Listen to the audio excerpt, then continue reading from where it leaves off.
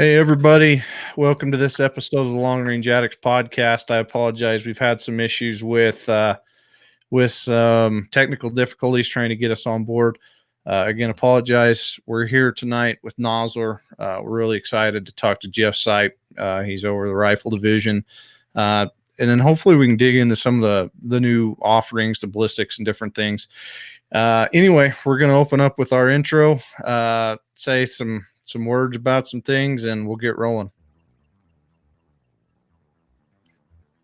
We love shooting, hunting, and educating. So if you want to learn about long-range shooting, you're in the right place. This is the Long Range Addicts podcast. Shooter ready, stand by.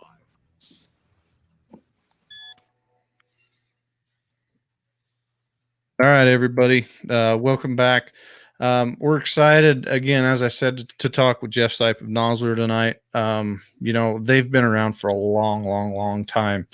And I don't think a lot of people, at least a lot of the podcasts that I've seen, haven't really, dug in depth with Nosler. So we're trying to figure out exactly, the new offerings they've got. You've seen the 27 Nosler, you've seen the 28 Nosler, you've seen all the cool stuff they've had. To start off tonight's episode, we've had a few losses in the community, in the law or military community. Captain Navas and Sergeant Pongo, both Marine Raiders, just killed in Iraq, I believe. So we wanted to take a minute, and mention those guys' ultimate sacrifice. That's awesome. Appreciate them. Tonight's episode is brought to you by Benchmark Barrels. We appreciate them as always. If you're looking for a quality barrel, whether it's NRL 22 or centerfire rifle, look at Benchmark Barrels when you're looking. Anyway, how you doing, Jeff? I'm doing great. Yeah, good. I'm glad we finally got our stuff figured out. We were having a struggle there for a minute, but that's life. Or this is a new podcast, and I'm still trying to figure out how to run half these freaking buttons. So I appreciate you being patient with us. Oh, no problem. So you've been at Nosler. How long have you been at Nosler now? I guess I've been with Nosler almost 2 years now. I guess it'll be 2 years in July. Okay. And before that, where were you at? Well, I used to own and operate Montana Rifle Company up in Kalispell, Montana. Ran that for, the last almost 15 years. Yeah, and that's where we met, when I was at Barnes, working together with you guys. Yeah. That's the craziness thing. I mean, that was a big move for you, but watching how you've kind of grown and the things that you've done, I think it was a really good move, don't you say? Oh yeah. It was a big change, coming from, a small semi-custom rifle manufacturer to Nosler. I mean, it's a big jump from size of company, but it's a big jump going from Montana to Oregon as well. So, it's kind of the growth of what my life is looked at. So it's not that big of a deal. It's been a big, fun experience. That's really the best way to put it. Right. And the Nosler family's been around for a long time. 1948? Yeah, I guess 70 years. John Nosler started the company back in 1948, and it's been here ever since. So. And you guys are in the same areas like Loophole and some of those other companies, right? Up there in Oregon? Yeah, not too far. I mean, we're in Central Oregon, so more high desert. And then Loophole's over in the Beaverton, Portland area. So more lush green area over there. A lot more rain. I got you. So, Nosler's kind of made a lot of changes lately. You guys have released a lot of new guns. You're getting into the ultra lightweight game, doing different things like that. Now, and I don't know, have you brought a lot of this, kind of the upgrades and the ideas to Nosler, or was that there and you just kind of helped stoke the fire behind it? I've contributed some things. The nice thing about Nosler is, I mean, we have a really good senior management team that floats a lot of ideas past each other. We've got an incredible engineering department that comes up with a lot of ideas, and to be honest with you, a lot of the ideas come from the Nosler family. I mean, John Nosler, our president, he has a lot of the ideas of things that he wants to create as well. I mean, when it comes to bullets and to sizes of the bullets and different ways that we manufacture the bullets. I mean, those come directly from the Nosler family, and then each person from each division has their own ideas of different things. I mean, even Pat Mundy, who's the vice president of sales and marketing, what better place to get ideas than from the sales team who talk to the people all over the country and all over the world. Right, and that's a big issue I think today with a lot of firearms companies is they go to certain people that don't really have a connection to the end user, and you keep seeing that, over and over and over again. They're coming out with stuff, and you're like, what in the hell were you thinking when you released that?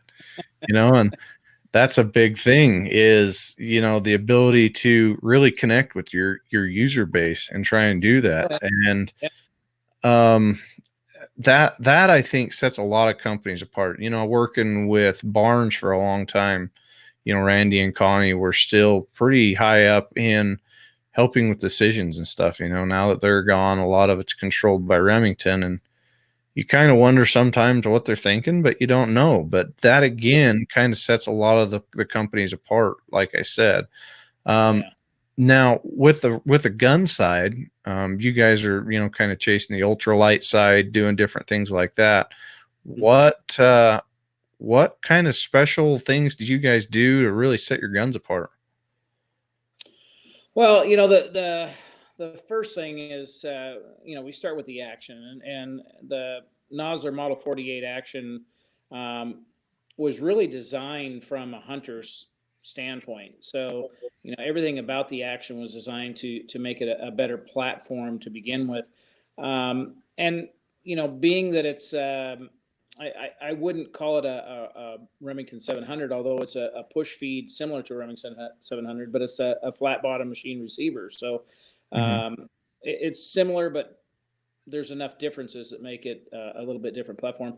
But we take that and then we try to couple it with some of the best products in the industry. So barrels, for example, when we're talking about our lightweight, like our Mountain Carbon, we're using a Proof Research barrel.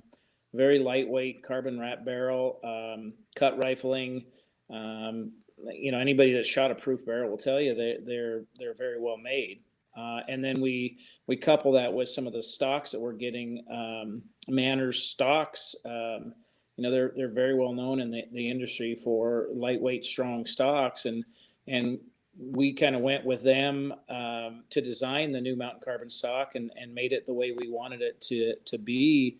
Not just in strength, but in lightweight platform to create like the Mountain Carbon, like says, it's 6 pound rifle.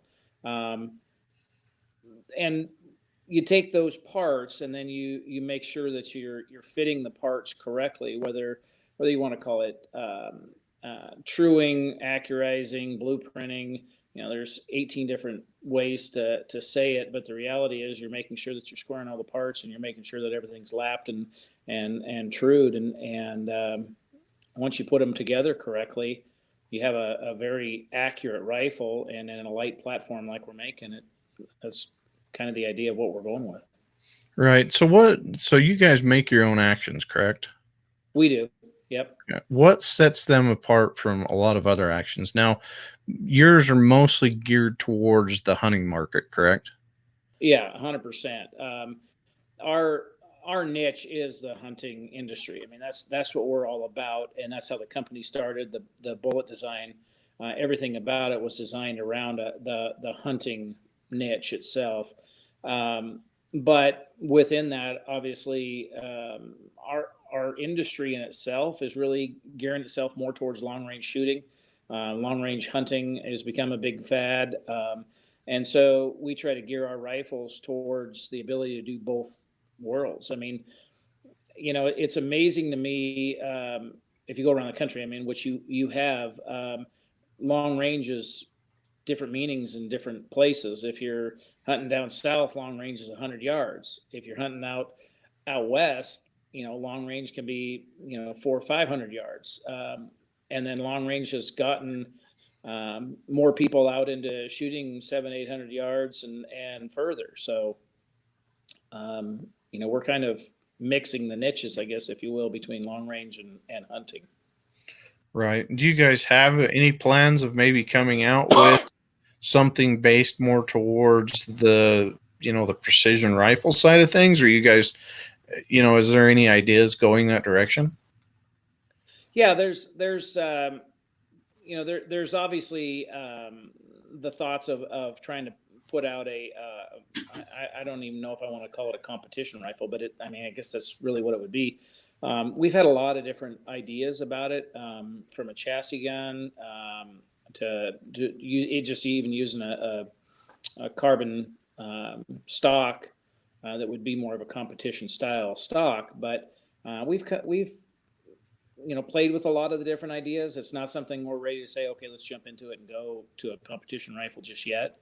But it's something to keep on our minds, and we consistently bring it up, and that's where our engineering team really comes into play. Is we bring to them the ideas from other rifles that are in that industry, and they come back to us with different ideas of plans and say, this is what we could do, this is how we could do it, and we're still working through that right now. Okay, so now is your guys' action right now, is it a controlled round feed, push feed? What is it exactly?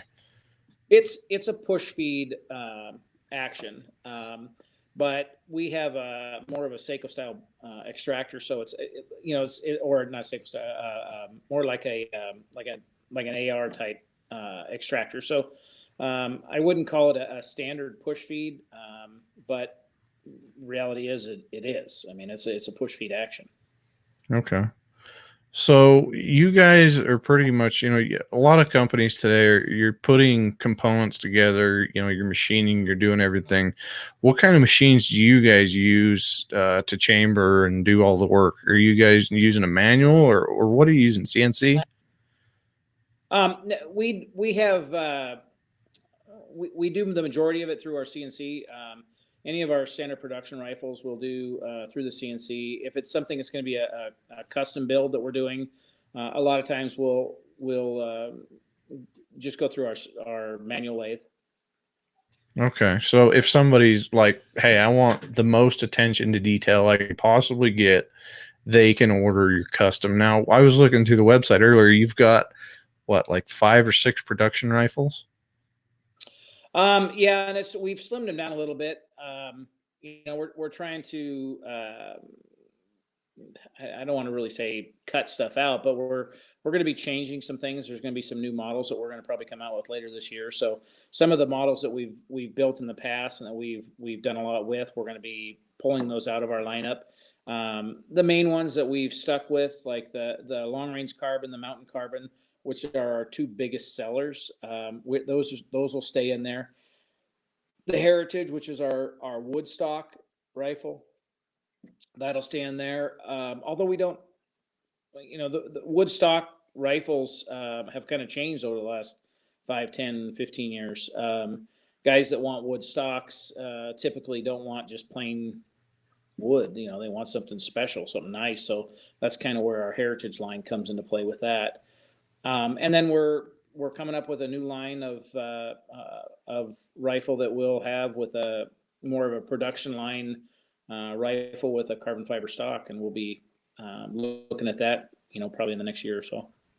Now, we've had a lot of discussion, over time on the podcast about, light rifles. Now, everybody's like, oh, I want it. We're building one right now. It's got a 20-inch, 28 Nosler.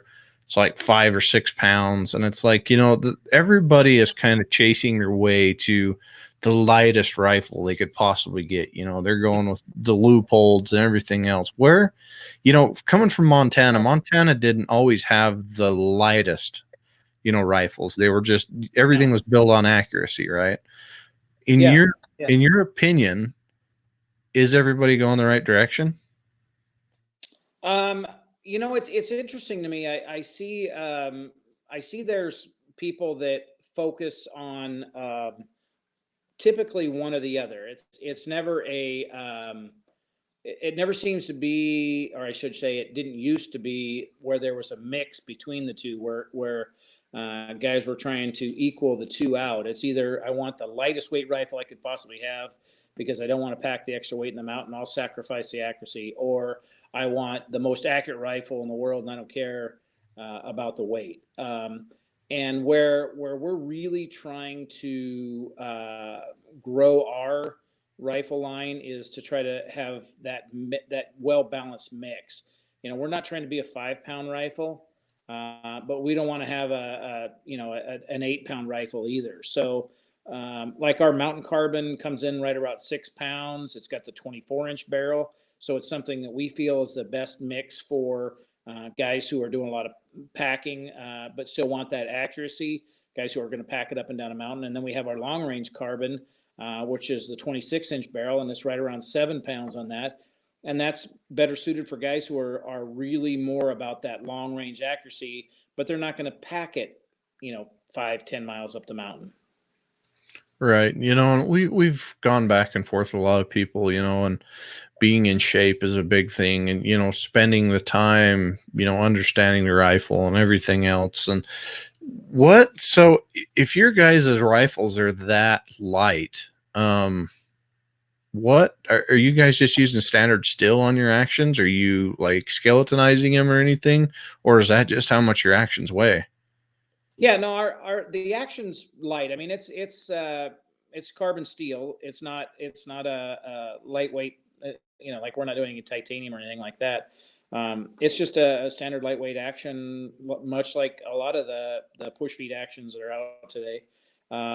But then you couple that with a carbon fiber stock and a carbon fiber barrel, and that's really where we designed it to try to be that right weight.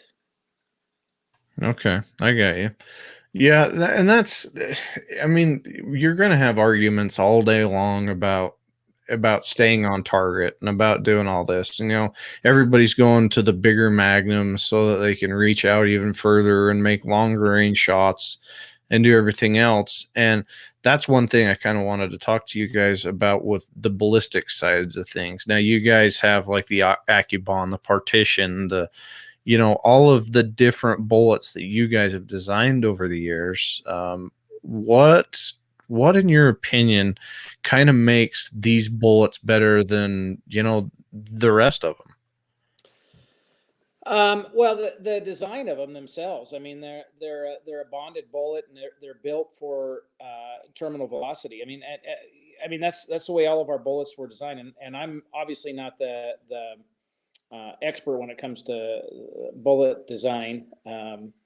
I'm still learning more and more about how we build them and how we design them, how we manufacture them, the whole 9 yards.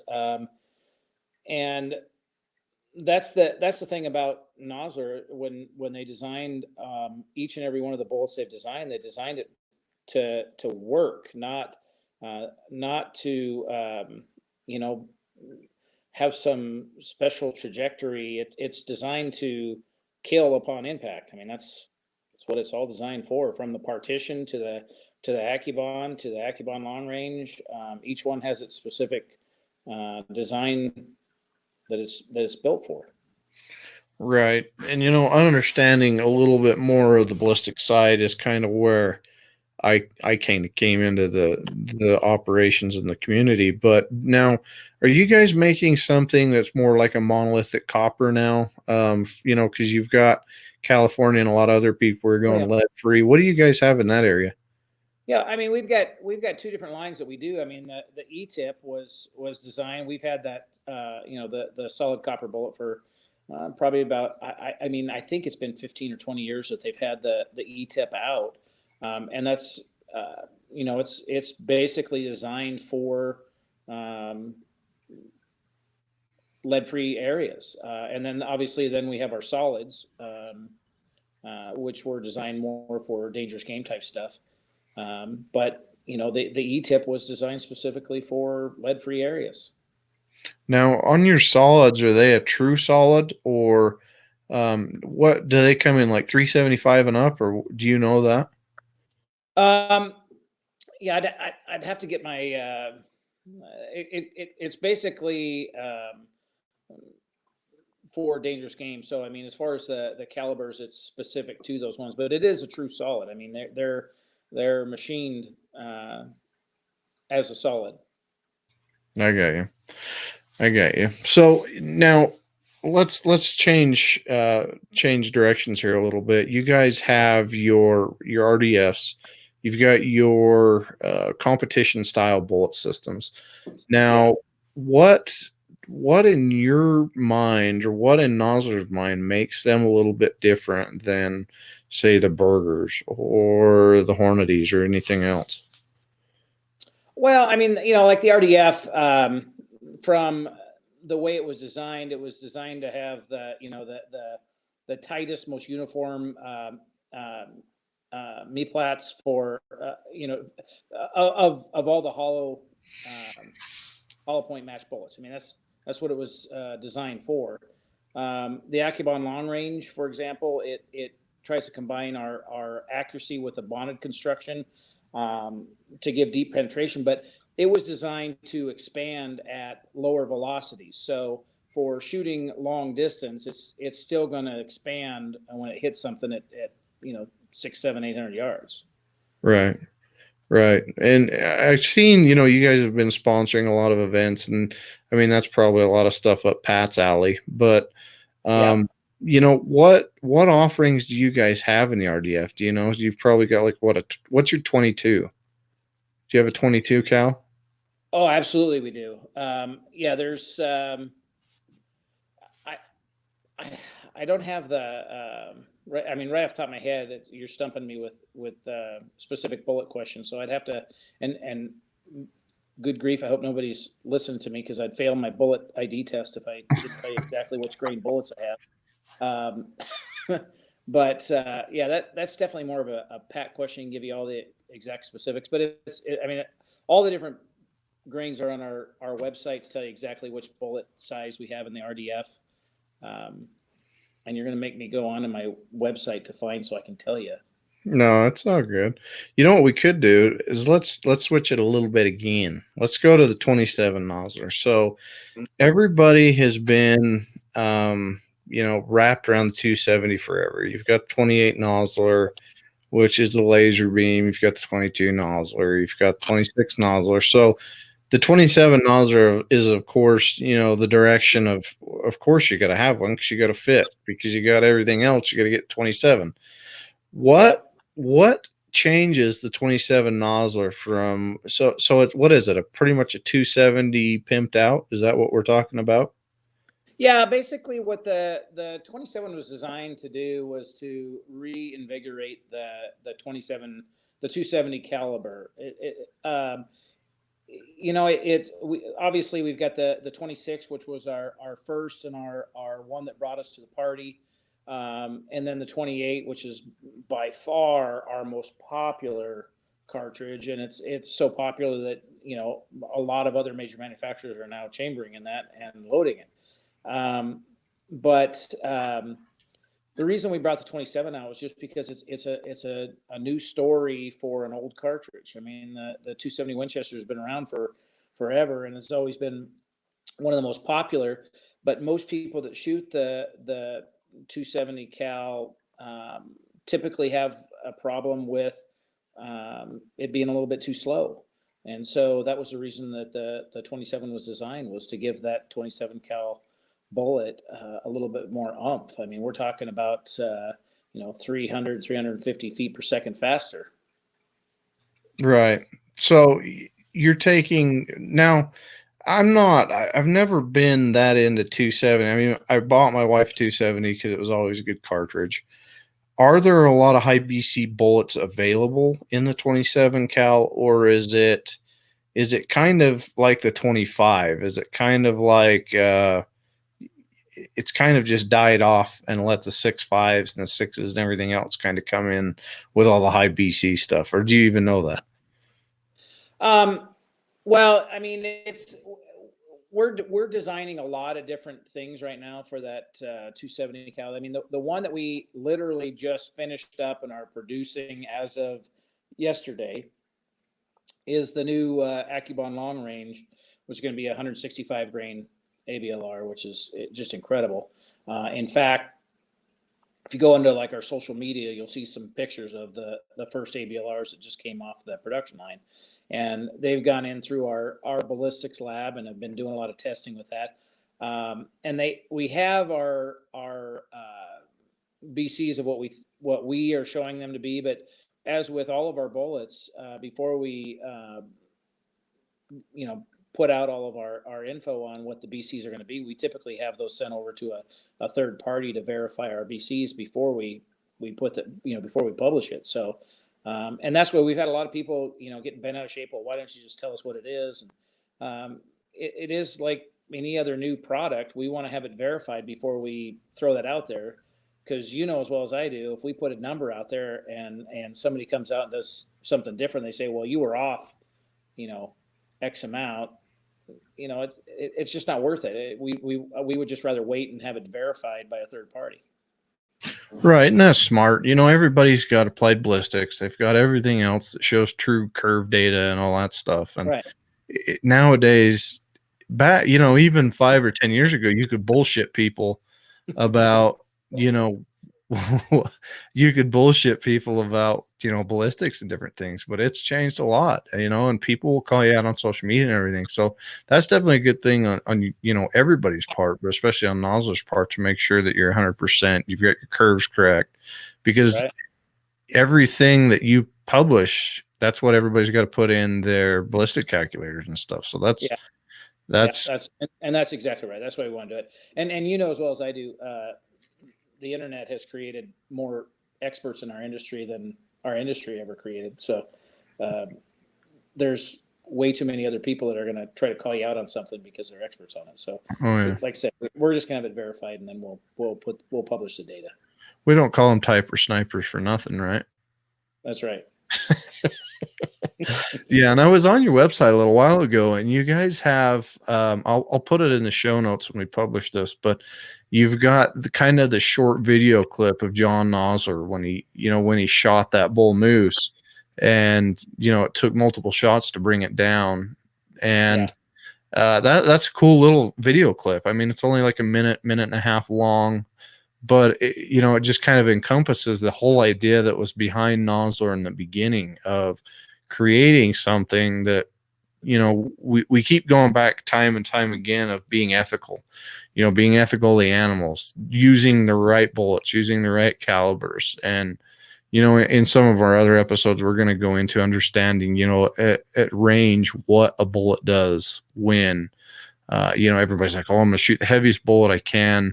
But what happens when it drops below a certain velocity? Is the bullet going to expand? I don't know. You're rolling the dice, but that's kind of the cool thing. And, people like John Nosler, or Nosler was, before his game when he designed this, a lot of these guys were. If you think about it, a lot of things haven't changed.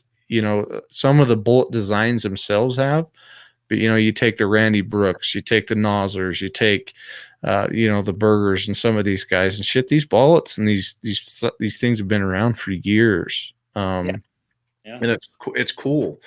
Let's so I've been seeing a lot more and more of you hunting lately. You and Butch and everybody else have been, I keep seeing this crap and I'm about ready to unfriend your ass because of it. I'm like, and then he was in Utah. That was the worst freaking thing. He comes down to Utah. Him and Butch are out there. He's got his Cryptek truck. They're all looking pretty. Nobody can see him in their camo. He doesn't even say nothing to me. It's like, man, I can see how far we went back, Sipe. Yeah.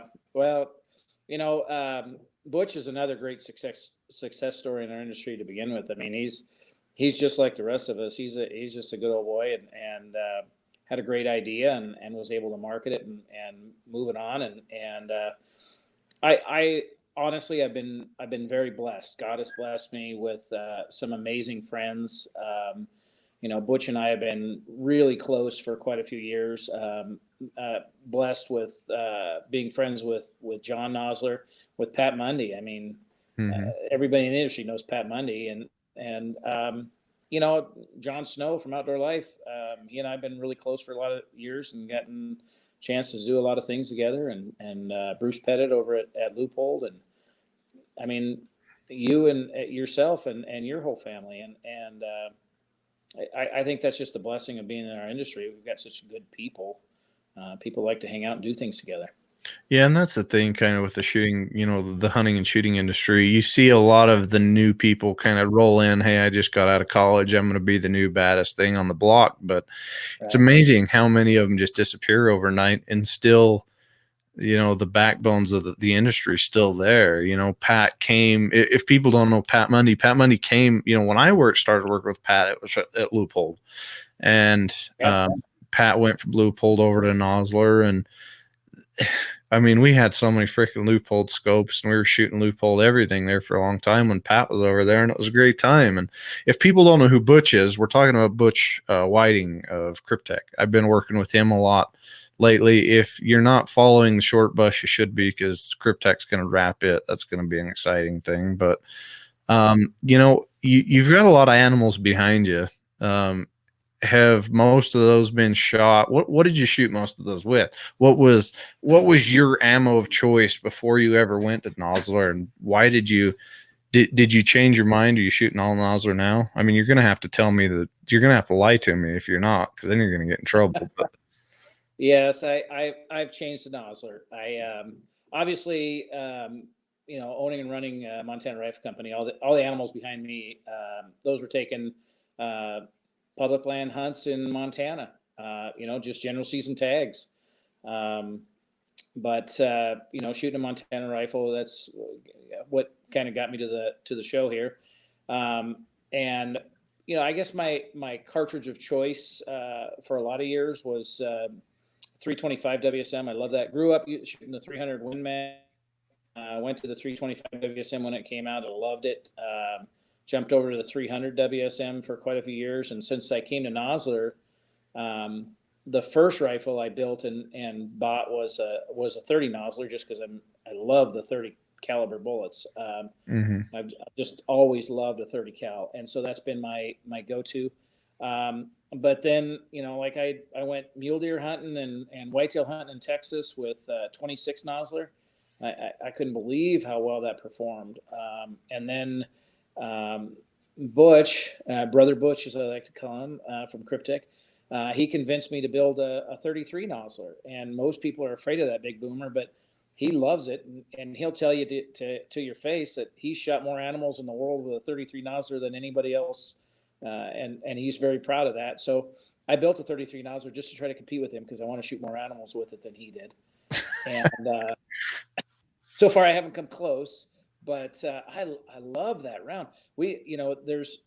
There's not enough marketing about that round right now, and what that can do. I think that's one of the most incredible all-around cartridges that you can shoot. And I built a Mountain Carbon 6-pound rifle in that 33 Nosler. Obviously, I built one of my brakes for that, and a suppressor, and just I love that round.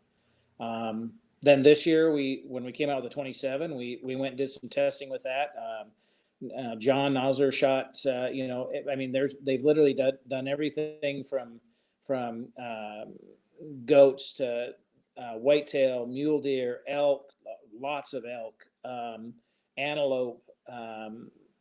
You name it. He's shot it with that 27 and just dropped it. And there's something to be said, like I can tell you my own personal experience from shooting the 27 at an antelope.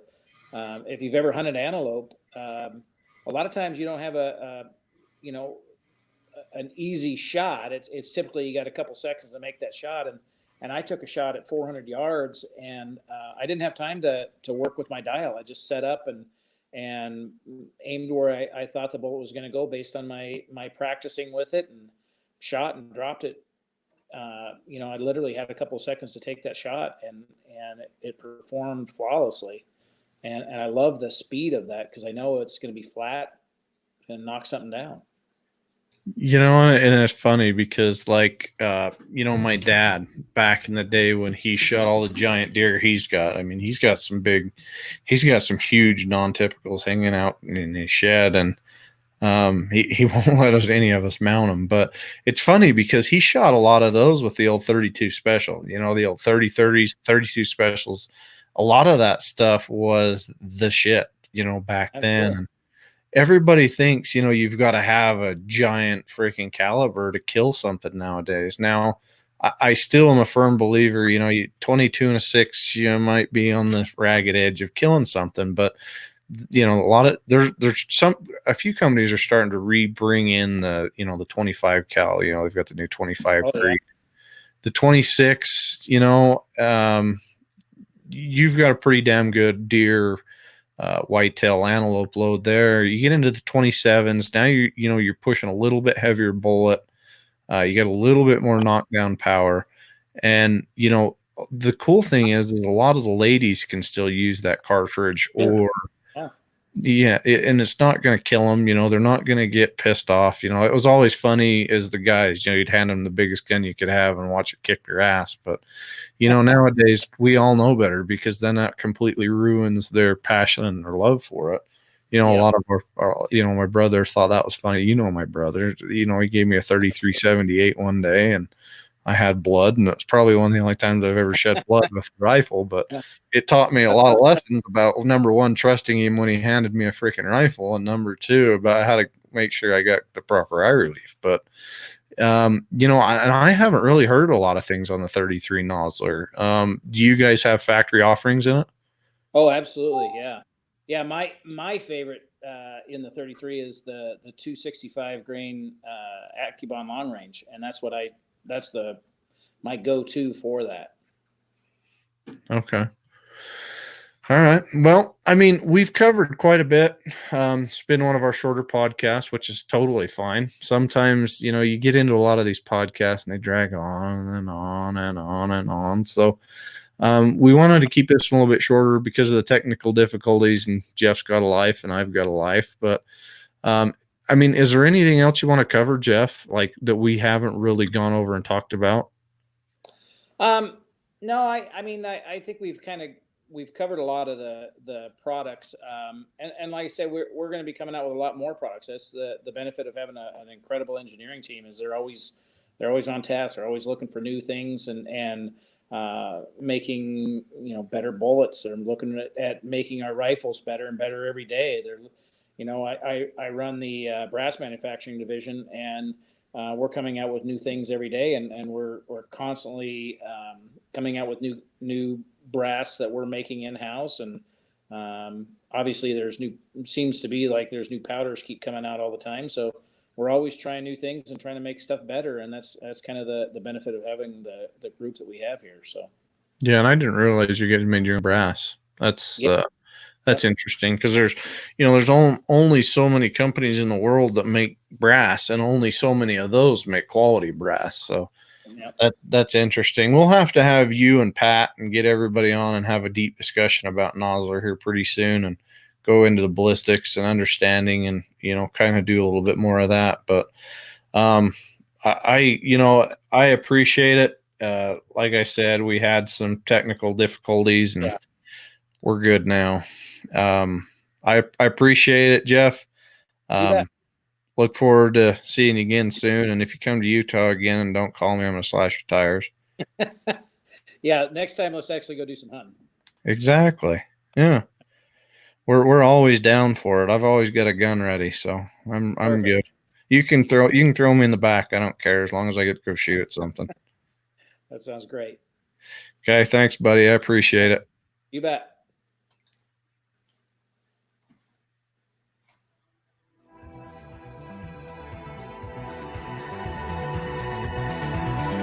Don't be afraid to pipe up. Send us your questions or topics, and we'll cover them on the show. Thanks for listening.